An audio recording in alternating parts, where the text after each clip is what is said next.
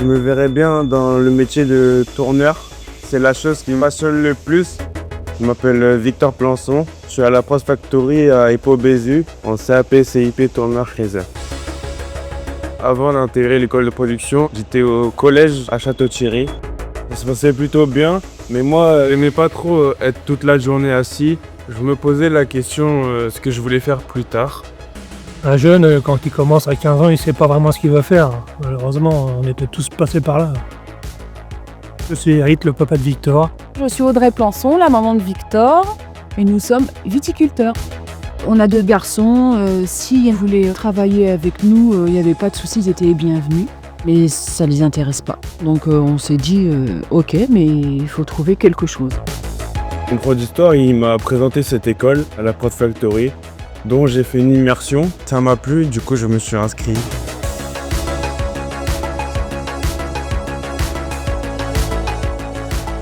Je suis Gaël Minguet, maître professionnel à l'école de production La Prod Factory.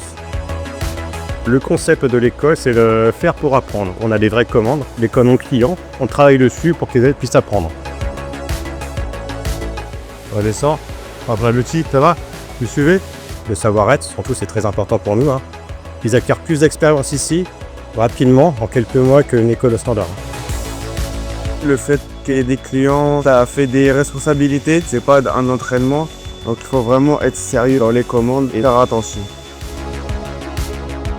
Pas s'inquiéter qu'ils font dessus pour retirer l'huile et sang qui reste à temps. Victor, il s'est ouvert à l'école parce qu'il n'avait plus cette pression de travail théorique, d'apprendre des leçons, de faire des devoirs. Et puis les résultats scolaires sont là en plus. C'est qu'il travaille bien, donc il a des bonnes notes et tout. Donc c'est que la pédagogie qui a été mise en place est super, quoi. Première question, que voit-on à gauche du document? Les fenêtres, la cheminée elle est cassée. C'est marqué France et pas Enco, ça veut dire que c'est juste la France. C'est la ça. France pour la France. Exactement. Donc ça, en fait, c'est ce qui va vous servir pour tous les documents au niveau de l'oral de l'histoire géo du CAP. Au collège, les profs n'avaient pas trop le temps avec les classes de 30. Maintenant, on est une classe de 8, donc ça facilite la compréhension.